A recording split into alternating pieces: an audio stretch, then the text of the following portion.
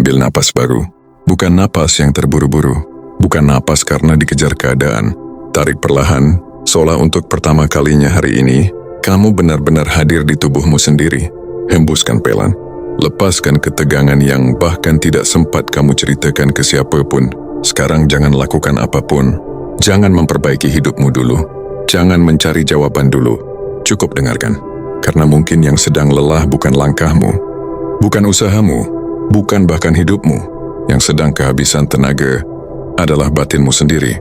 Dan di sanalah semuanya bermula. Bagian 1, kelelahan yang tidak terlihat. Ada jenis kelelahan yang tidak bisa dijelaskan dengan kata capek. Tubuh masih bergerak, rutinitas masih berjalan. Orang-orang melihatmu baik-baik saja, tapi di dalam ada rasa kosong yang mengendap.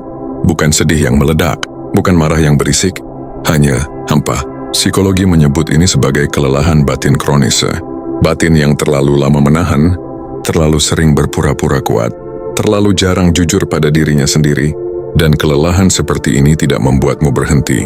Ia membuatmu terus berjalan, tanpa energi. Disinilah banyak orang keliru. Mereka mengira hidup sedang menolak mereka. Padahal yang terjadi adalah energi batin mereka sudah terlalu lama terkuras. Energi tidak selalu berbentuk semangat. Energi adalah daya hidup, cara pikiran memandang, cara hati merespons, cara jiwa bertahan. Ketika batin lelah, dunia terasa lebih berat dari aslinya. Masalah terasa berlipat, kesempatan terasa jauh, harapan terasa mahal. Bukan karena dunia berubah, tetapi karena energi di dalam diri sedang turun. Bagian 2, energi batin dibentuk oleh pikiran yang berulang. Pikiran yang muncul sesekali tidak terlalu berbahaya. Yang membentuk hidup adalah pikiran yang diulang diam-diam. Pikiran seperti, aku selalu tertinggal. Hidupku memang begini. Usaha tidak pernah cukup. Aku harus kuat, tidak boleh runtuh. Pikiran-pikiran ini mungkin terdengar biasa, tapi ketika diulang setiap hari, mereka menjadi bot narasi batin, dan narasi batin membentuk energi. Psikologi modern menjelaskan, otak tidak membedakan antara realitas dan interpretasi yang diyakini terus-menerus.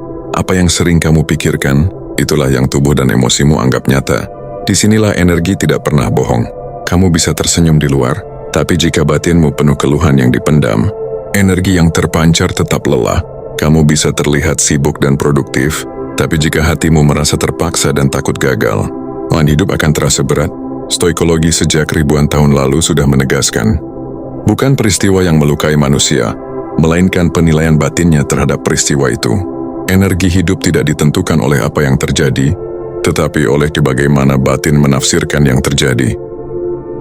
Bagian 3, emosi yang ditekan tidak hilang, ia menjadi getaran. Banyak orang tidak sadar bahwa mereka sedang menekan emosi. Bukan karena tidak ingin jujur, tetapi karena sejak lama diajarkan bahwa marah itu lemah, sedih itu tanda kalah, takut itu memalukan. Akhirnya, emosi tidak diolah, hanya disimpan. Dan emosi yang disimpan terlalu lama tidak hilang. Ia berubah menjadi ketegangan batin. Ketegangan ini tidak selalu terasa sebagai emosi.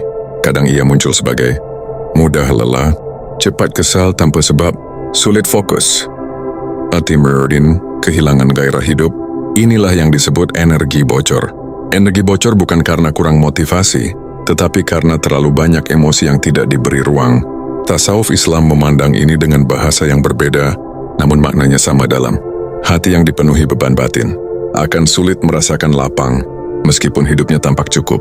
Karena hati bukan tempat menyimpan luka, hati adalah tempat cahaya. Dan cahaya tidak bisa menetap di ruang yang terlalu penuh dengan penyangkalan. Bagian 4, ketika niat tidak jujur, energi menjadi berat. Ada satu sumber kelelahan batin yang jarang disadari. Niat yang tidak jujur pada diri sendiri. Melakukan sesuatu bukan karena sadar, tetapi karena takut tertinggal. Bertahan bukan karena yakin, tetapi karena tidak tahu harus kemana. Dalam tasawuf, niat adalah arah energi.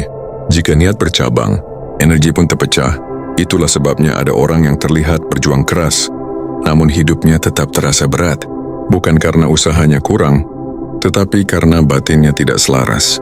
Stoikologi menyebut ini sebagai konflik internal. Saat tindakan lahir tidak sejalan dengan nilai batin, konflik ini menguras energi lebih besar daripada kegagalan itu sendiri. Karena batin sedang berperang dengan dirinya sendiri. Bagian 5, mengapa hidup merespons energi, bukan keinginan. Aku sudah berusaha, Namun hidup tidak selalu merespons usaha lahiriah. Hidup merespons keadaan batin. Bukan dalam arti mistik yang dangkal, tetapi dalam mekanisme psikologis yang sangat nyata. Batin yang penuh takut akan membaca dunia sebagai ancaman. Batin yang penuh syukur akan melihat peluang bahkan di kesempitan. Ini bukan soal optimisme palsu. Ini soal cara otak dan emosi bekerja. Tasawuf menyebutnya dengan bahasa sederhana. Keadaan hati memengaruhi jalan hidup. Dan disinilah kalimat ini menemukan maknanya. Energi tidak pernah bohong. Hidupmu mengikuti getaran batinmu. Bukan sebagai hukuman, tetapi sebagai cermin. Bagian 6, titik balik. Jujur pada keadaan batin. Pemulihan tidak dimulai dari mengubah hidup. Pemulihan dimulai dari kejujuran batin. Berhenti berkata, aku baik-baik saja, jika sebenarnya lelah. Berhenti memaksa kuat, jika batin sedang butuh istirahat. Stoikologi mengajarkan penerimaan, bukan sebagai kelemahan, tetapi sebagai bentuk kendali tertinggi. Tasawuf mengajarkan ikhlas, bukan menyerah, tetapi meletakkan beban di tempat yang benar. Ketika kamu jujur pada kondisi batinmu, energi mulai berhenti bocor. Dan ketika energi berhenti bocor, hidup perlahan terasa lebih ringan. Bukan karena masalah hilang, tetapi karena batin tidak lagi melawan kenyataan. Bagian 7. Memulihkan energi batin secara perlahan. Energi batin tidak dipulihkan dengan motivasi keras. Dipulih dengan kesadaran yang lembut. Dengan amasim sir. Memberi ruang pada emosi. Tandakan tersenabran sender. Mengurangi tuntutan palsu. Andi menyederhanakan ekspektasi. Dan kembali ke niat yang jujur.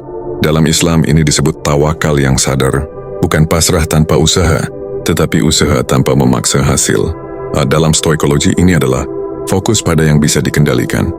Pikiran, sikap, dan respon. Ketika ini dilakukan, energi mulai kembali.